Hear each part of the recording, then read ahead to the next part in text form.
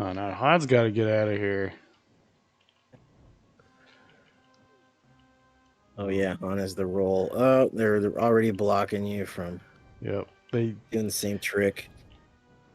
they uh they tricked us back in the day. They're like, oh yeah, this is the okay. This is annoying. Okay, there. They tricked us into thinking we could just roll through the level. Right. Oh, I guess you partly can, Now, but then there's I think this is as far as I got the last time I played when I was what the hell? Where are you supposed to go? Oh, is there doors? probably. Okay, there was a door there, but that's obviously not. Try. Oh yeah, okay. I saw that one open. Try. Nah, I don't know if you. it's there's something else. I don't know what it is. Let's get rid of all this What the stuff. f though? I don't. Jeez. Oh, blaster.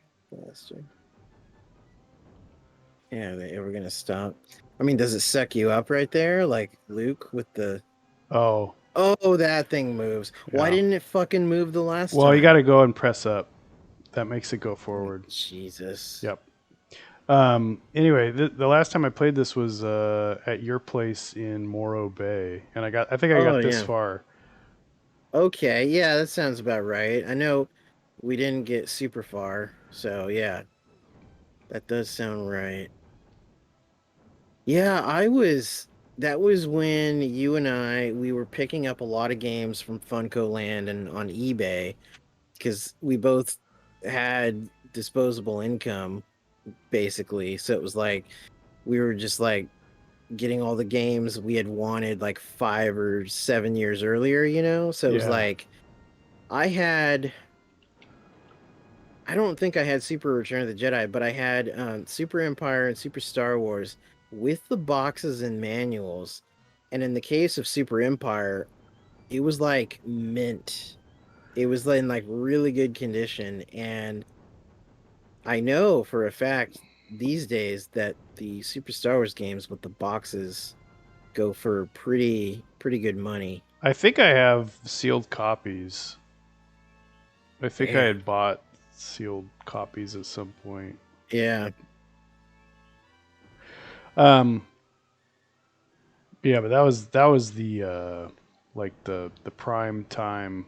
That was like the golden age of going to Yeah. the used game stores and getting your collections all fleshed out Yeah, for especially with the cheap and previous easy. generation, so all the 8-bit and 16-bit stuff was like dirt cheap then. And I remember going to like Pasadena swap meet and getting, Super Nintendo games for like $5. I remember getting like Super Mario Kart and Rock and Roll Racing and all these things I'd wanted for like dirt cheap. And in some cases, it was just the game with, no box or anything. But That was pretty common.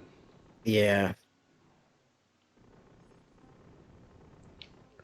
I still have like I don't have any Super Nintendo games anymore. I sold all those when I sold that about 8 years ago, but thankfully to a friend, so he has my stuff, and I wanted it to go to somebody I know at Yeah. least. But I did end up I still have a few Genesis games that I don't think I meant to hold on to them. I sold them. I was having a yard sale and there's this guy with like two or three kids and he's just like, oh, how much you want for the Genesis and like all the games. He just wanted everything and I was like, like $50 or something. And I mean, then when I think back now, it's like, why did I sell my original Genesis? But Well, especially now because there's like as far as like the retro collecting and playing uh, communities, there's like a distinction between the later yeah. editions of the Genesis based on like the sound chips and all that stuff. Yeah, So, and I had the Altered Beast one and yep, that's what I had, and I don't have it right, anymore. right. So he got it all and I loaded everything into a box and I had intended to give him all my games, but I guess I had misplaced like two or three I don't know if they were even out. They might have still been in the house, or I couldn't find them or something. I don't know. But I was later going through storage, and I was like, "Oh shit, I still have a few Genesis games." I think it was like, I think I might still have F-22 Interceptor with the box, and I think I still have Revenge of Shinobi because that was my most like, Treasured game. yeah, that was my most treasured. Even though the version I ended up with wasn't it wasn't Daniel's that he sold me. It was I later got one on eBay, and I thought it was the original edition, but it was the box that says Sega Classics on it, Yeah, yeah. because they had those, like Golden Axe, I think also got that version. And it was such a bummer when I got it from eBay and it says Sega Classics, but I was like, whatever.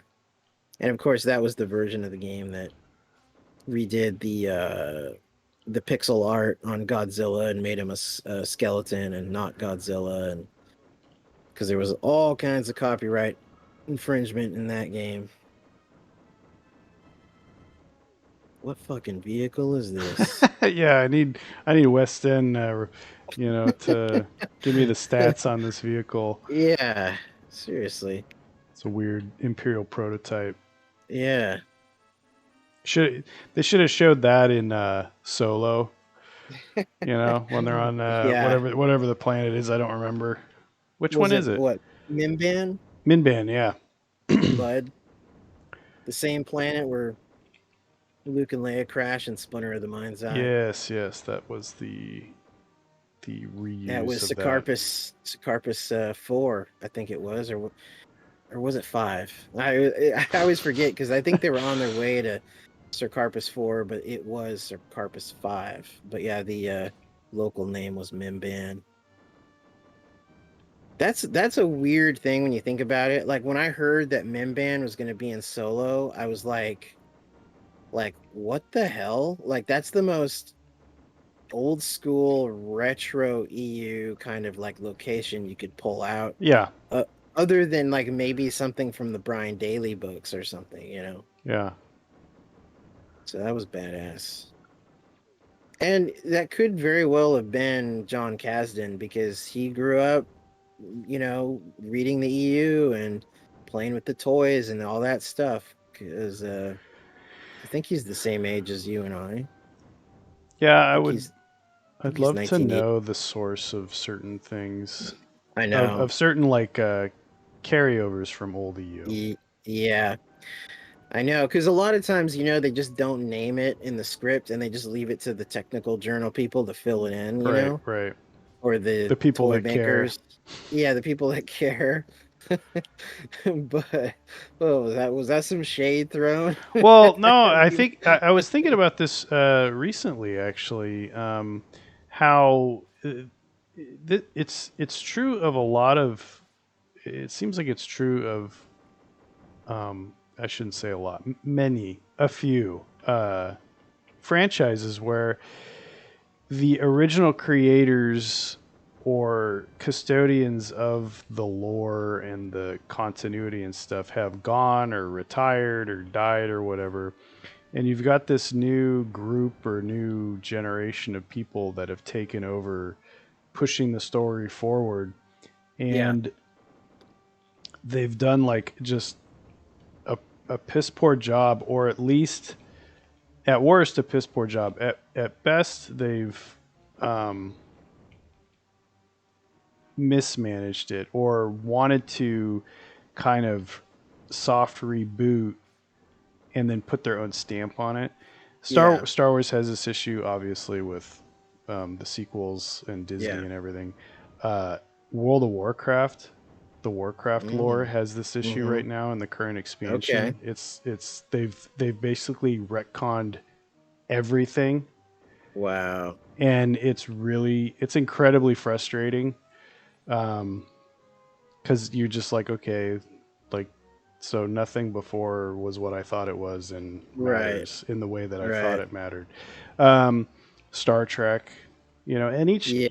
Yeah. each Star Trek has the issue of like always going back. It's like Yeah. constant Yeah. prequels, Right. except in the case of Picard, but then card has its own issues too. Right. You know, But I think with Star Wars, especially with the sequels, to tie into what you're saying with that, I think the problem is with the classic trilogy being so iconic, especially The Empire Strikes Back. I feel like a lot of people they feel like that's all they need to see, and then bam, they just automatically understand what needs to be done with new stuff. And mhm. it's like, well, that's important, but it doesn't tell me you're a real fan. Everybody loves The Empire Strikes Back. You know, it's when people start pulling out the more, like, for example, Favreau and Filoni. They've obviously been influenced by like the Kenner toys and stuff. What am I supposed to do on this boss? That's what I want to know. Yeah, it didn't look like you were hurting it. What am I Or supposed to shoot? like the holiday special, Mando's weapon, was like taken from that.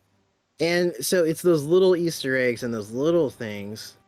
I mean, not that Filoni needs to prove he's a fan. He obviously is a mega fan, like Yeah. with his lore background. But yeah, and even Favreau coming in as a relative casual to Star Wars because he's new to the creative, side of things, but he clearly shows that he cared about those little tiny details in the original trilogy, whereas someone like JJ, you get the feeling that yeah, they loved it, yes, it meant a lot to them, but they weren't obsessing over those little tiny Easter eggs like Filoni or Favreau or other people. Yeah, well, and even in that Disney Gallery episode for the season finale of season 2, Favreau, kind of I think he kind of throws Disney and JJ and everybody under the bus um, when he talks about um,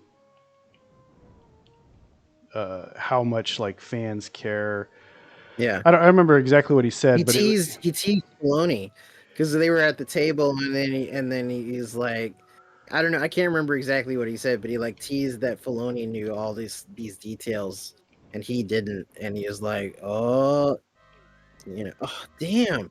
Okay, the side weapon, you were hurting it, yeah, yeah. but Well, shit. he mentions like uh, taking care of the fans and how much they care about the story and about the characters and stuff, and not and like respecting the story that came before and these Yeah, characters, and not just yeah.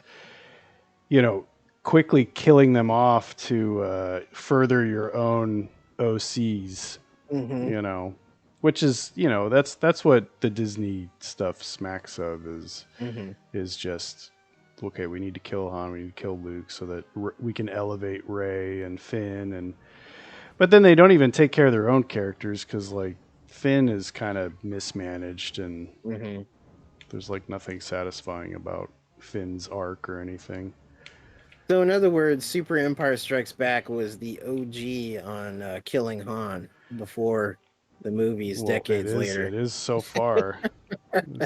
Once again, we're running up against the ATST wall, Yeah. just like in Shadows of the Empire. Yeah, what is it with ATSTs, man? Maybe there's a place you can crouch, like right there. Oh, but it jumps up and gets you, huh? Yeah, and it's got the freaking upgraded weapon. I don't know if I'm supposed to have bombs or what. Yeah. Oh boy. No. He looks surprised that I want to try again. Yeah. That Yoda voice, that sample still sounds really good Yeah. all these years later. I want more weapons. Yeah, they put you at this spot, and you can't like even if I could just get the next weapon, you know. Right, they don't give you they give you some guys to grind on, but they just give you hearts. I mean, I guess it is random, but like Well, it'd be nice if I could at least get some lightsabers, but or seekers too. that's what I want is the next weapon so I Yeah. can get. Oh, shit. I thought that was it for a No, second. it's Han's bombs, which might Right. come in handy, but I'm not sure. Actually, you know what? My distant memory of like a pro tip, it almost seemed like the bombs were the key to the ATST. I mean, it's worth a try. Pro tip: pop quiz, hot shot. Oh man, if I could get over there with the thermal detonator. Not Yeah. not today. Oh, there we go. Whoa, shit. Okay, now, if only you could Damage it. maintain health. Dude, the thing with the dropping lights, like that just, do they have to make every single one drop? Like, come on. Well, the place is falling apart. Yeah, I guess so. The walkers are Imperials have entered shaking the everything. base. I guess just constantly shoot. Oh, fuck, it's not. Okay, there you go, there you go, there you go. Okay. All right, now you might just need to move. I don't think it can shoot you. Good. Oh, it's so lame. It has to be like fully on screen. No, I just have Oh, to. I just have to hit it because remember the right. things that will circle Ah, around. all right. I'm so glad that continue put you close to it. I Well, not thought now. I'm glad it did put me. Oh, there's Leia. now that's the real boss of the I know, battle right? river right Yeah. there. The hell you been doing? Her hands on her hips.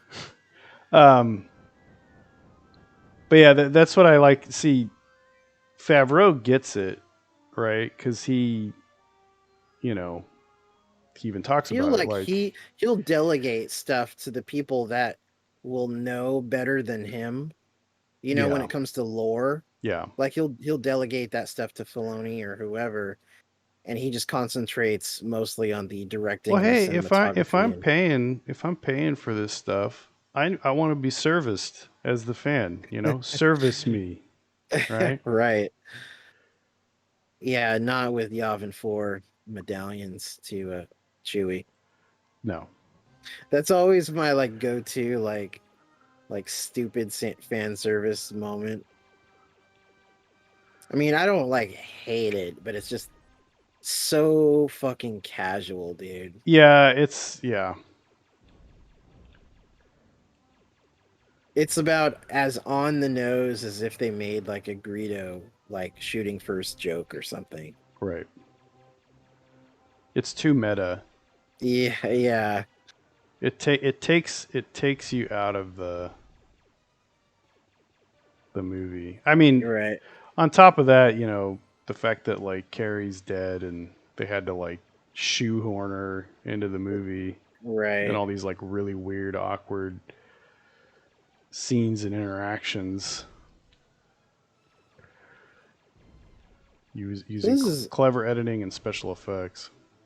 it's interesting when you shoot the TIE fighters, they blow up like blue, like you shot them with an ion cannon or something. Yeah, they kind of splash, Right. like pop in a bubble. And I guess there is that radar. I'm not sure how handy it is, but It's a little handy. The green are, I'm not sure what the red are. I guess they're, I I don't know. I think don't the know what. red are TIE fighters, No, but the I could be green are, wrong. I The think. green is? Yeah. No, yeah, you know what they are, the asteroids, the red.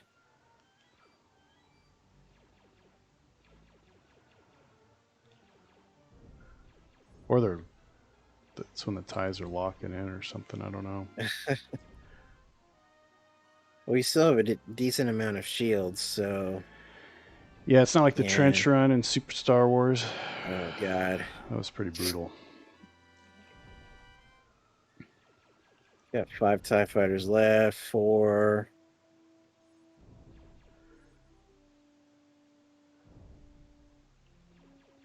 Still, this is still one of the greatest scenes in movie history is the asteroid field, I'd say. Yeah, the music, I think, Yeah, that helps sells it. elevate it. Yeah.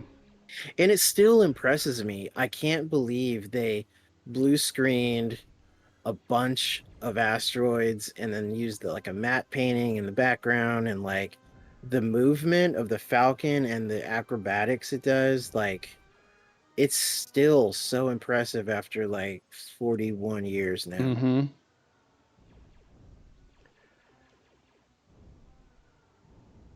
That's the Ooh. sign of a good movie when even other non-Star Wars movies, I'm watching something and having such a vast knowledge of special effects, when there's something where I see it now and I still can't understand how they quite pulled that off back then, that really says something. Oh my god, these last two ties are like Oh, yeah. really One more causing and me you got problem. one shield. Yep. Come Oh here, you son of a shit. bitch.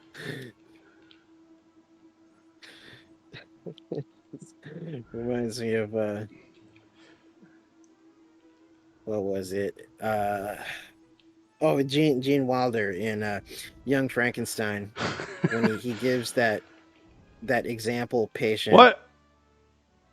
Did I do Did he it? blow up or I did blew him you? up before. Oh, you Oh. turd. I blew it up. But yeah, in Young Frankenstein, Gene Wilder sedates the old man in front of the audience, where he's gonna like do like perform like example experiments on him Yeah, of yeah. and then he so he sedates him, and then like he's trying to surprise him. Well, he puts the clip on the back of his neck to like Yeah, that was it. numb That his was whole it. body or whatever. Right, right. On like a spine or whatever. And then I just love the way he gets in his face and he's like, "Goddamn son of a bitch." Yeah.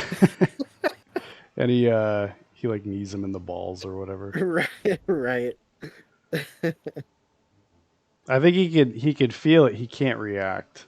I think Yeah, that's what it that's is. it. And then when they undo the That's it. clip, he's just like, "Oh." His eyes like kind of cross. He's like, Yeah. "Oh,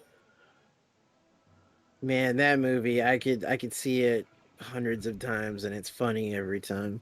I feel like because they always say like, "Oh, that's Mel Brooks' best movie. It's his funniest movie. It's like the funniest movie of all time." I think that Blazing Saddles is funnier, but I don't think it's That's as what acceptable.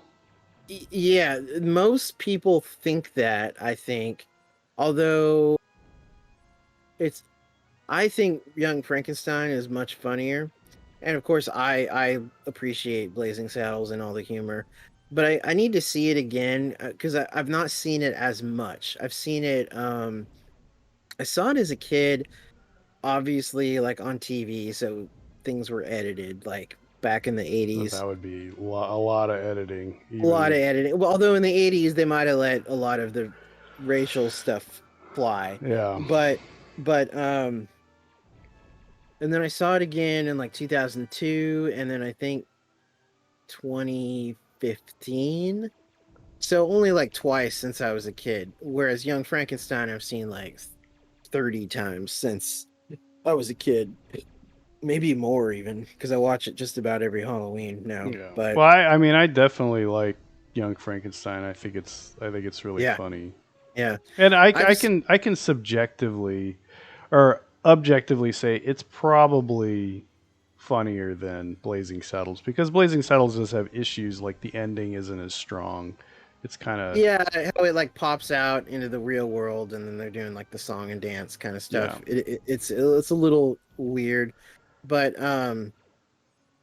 And there's some other movies of his I've only seen like once. I remember randomly catching on like AMC. High Anxiety Oh, from that's night. great. Yeah, that was a good one. I only saw it once though, but it Yeah. was classic Mel Brooks. Yeah, Like and all I all the feel like Hitchcock yeah, yeah, jokes. right. Like I feel like he was at his peak in the 70s. Because even Spaceballs, as much as I love it, and I saw it again like recently, like about 6 months ago, it it's kind of cheesy and kind of dated, and it doesn't it like I love a lot of it, but it's just not as funny as his 70s stuff. Yeah. Yeah. As a kid though, it's perfect. Like when I was 8 years old, Spaceballs made me laugh to death. But like as an adult, I see a lot of the scenes and I'm just like, this is kind of like by the numbers a little bit, you know. Yeah. Well, now we're going to see yogurt. That's right.